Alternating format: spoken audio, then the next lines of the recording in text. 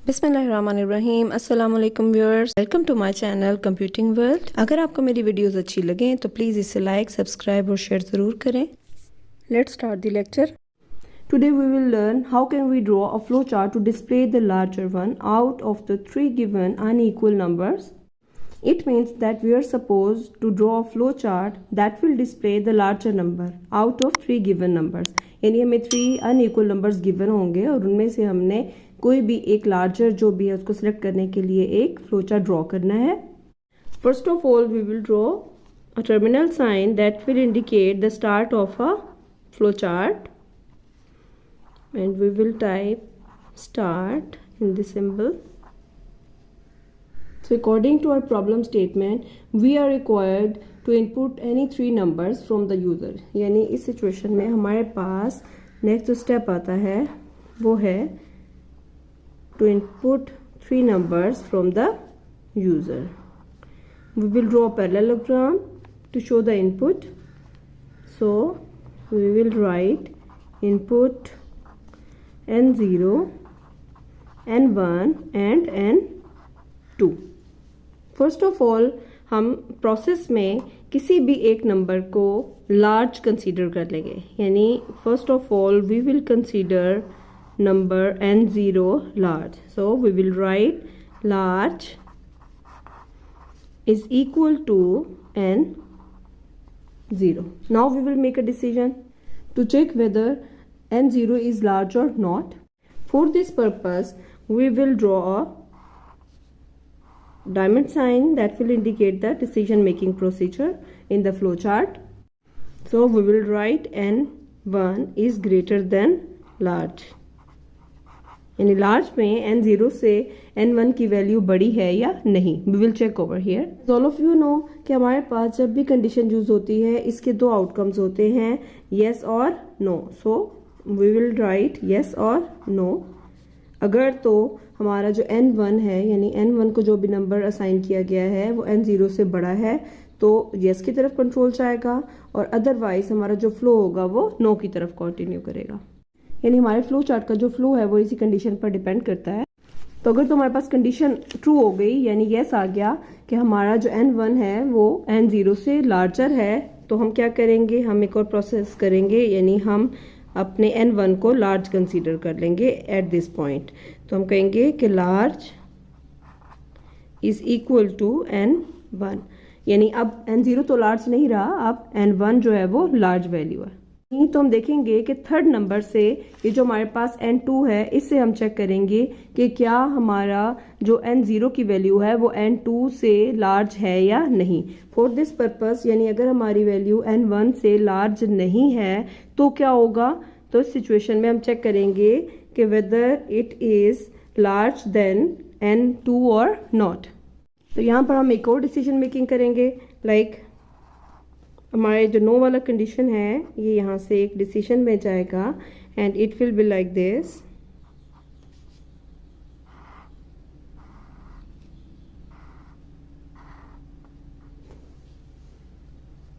n2 is greater than large।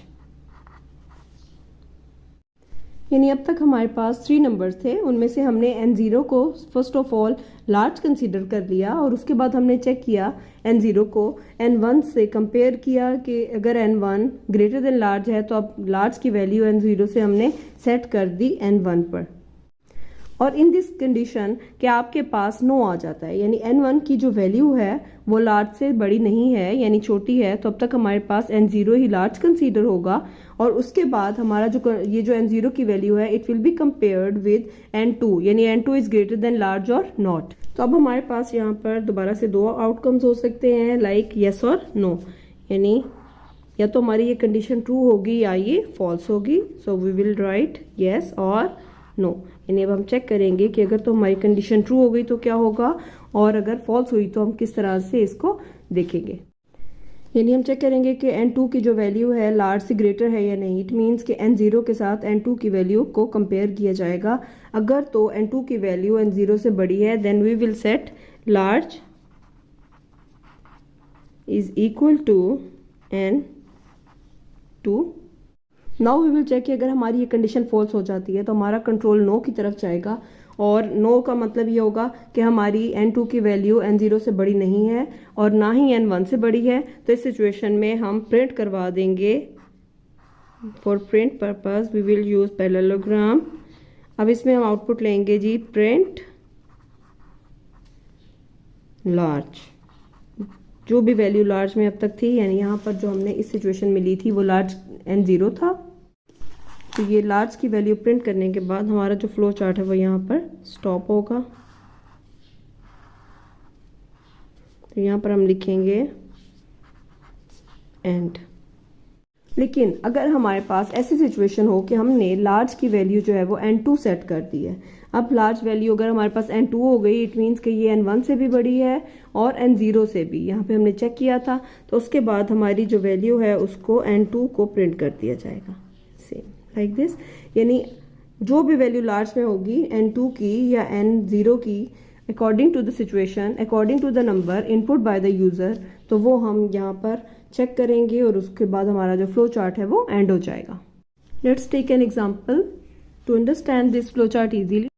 In this example user is required to enter any 3 numbers n0, n1 and n2। n0 की value let's suppose enter करते हैं 3, n1 8 and n2 5.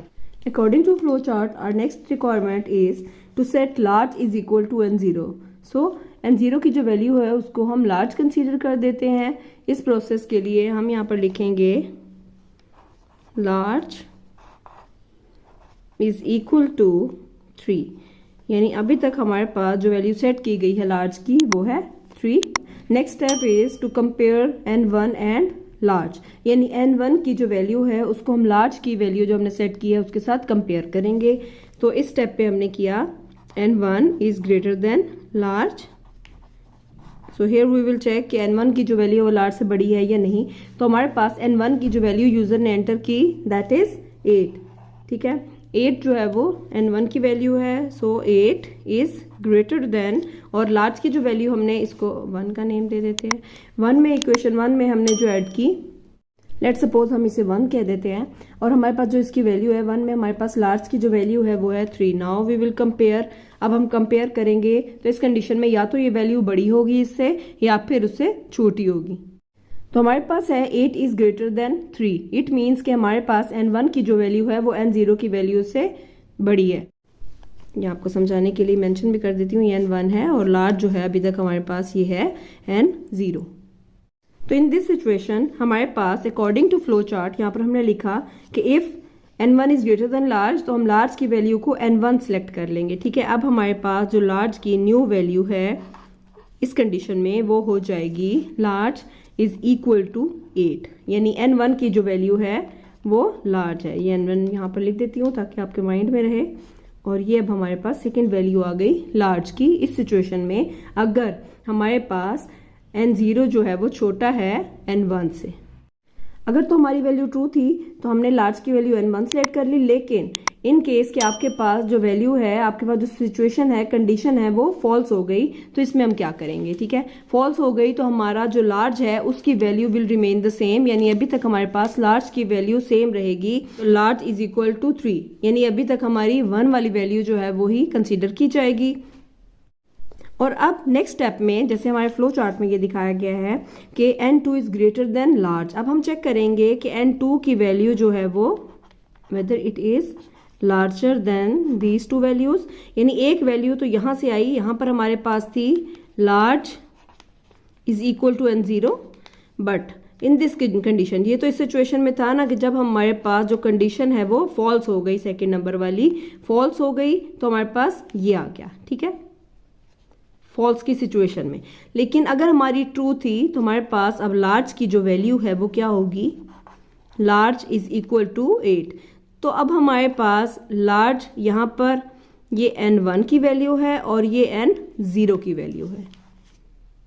अब हमारे पास n2 की जो value है वो है 5, और n2 की जगह हम 5 लिखेंगे, और लार्ज की वैल्यू यहाँ पर 2 सिचुएशन हो सकती हैं। फर्स्ट में जो हमारे पास 1 थी कंडीशन उसको लिख देते हैं, यहाँ पर 1 लिख देती हूँ ताकि आपके माइंड में रहे कि अभी हम लार्ज की वैल्यू 3 ले रहे हैं, यानी n0 जो है उसको हम लार्ज कंसीडर कर रहे हैं। यहाँ पर मैं n0 लिख देती हूँ, यानी ये n0 था जैसे कि यूज़र ने एंटर किया। अब हम इसको कंपेयर करेंगे, 5 इज़ ग्रेटर देन 3। अब हम इस पे सेकेंड वैल्यू अप्लाई करते हैं, यानी n1 की value.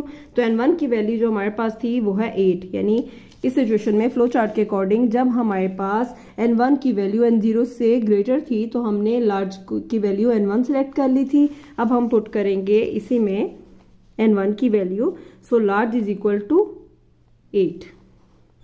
5 is greater than 8 according to second statement, यानी जो हमारी सेकेंड स्टेटमेंट है उसके अकॉर्डिंग हमारे पास लार्ज की जो वैल्यू है वो 8 है, और यहाँ पर हम उसको एंटर कर देंगे। अब हमारे पास दो सिचुएशन है, यानी यहाँ पर देखा जाए तो हमारे फ्लो चार्ट में भी यहाँ से n1 की वैल्यू आ रही है और यहाँ से n0 की वैल्यू लार्ज है, ठीक है। तो जब उसको हम कंपेयर करेंगे, यहाँ पर हमने यही किया, ठीक है। यहाँ पर तो यहाँ पर n2 is greater than large, तो इस सिचुएशन में भी हमारे पास अगर तो n2 की वैल्यू ग्रेटर देन लार्ज है, यानी अगर दोनों सिचुएशंस में n0 और n1 की वैल्यू रख के देखेंगे, अगर तो वो लार्ज है तो क्या होगा, हमारे पास l large is equal to n2 select कर लिया जाएगा। अब हम इसको अपने एग्जाम्पल में चेक करते हैं कि हमारे इस एग्जाम्पल में लार्ज वैल्यू कौन सी है, ठीक है। तो फर्स्ट सिचुएशन में 5 इज ग्रेटर देन 3 में हमारी जो कंडीशन है वो ट्रू हो जाती है। तो according to our flow chart कि अगर तो हमारी ये सिचुएशन येस हो जाती है, ट्रू हो जाती है, तो लार्ज की वैल्यू हमने क्या करना है, n2 सेलेक्ट कर लेनी है। तो अगर हमारे पास जैसे 5 इज ग्रेटर देन 3 है तो हम क्या करेंगे, large is equal to n2। अब ये हमारे पास कंडीशन आ गई, थर्ड वैल्यू आ गई इसकी। अब हम नेक्स्ट में देखते हैं 5 इज ग्रेटर देन 8, लेकिन यहाँ पर हमारी ये जो कंडीशन है ये हो जाती है फॉल्स। तो अब अपने फ्लो चार्ट में देखते हैं कि फॉल्स की कंडीशन में क्या होगा। Like n2 is greater than large, जब हमारे पास एक वैल्यू तो आ गई हमारे पास ट्रू, तो उसके अकॉर्डिंग हमने लार्ज की वैल्यू एंटर कर दी n2।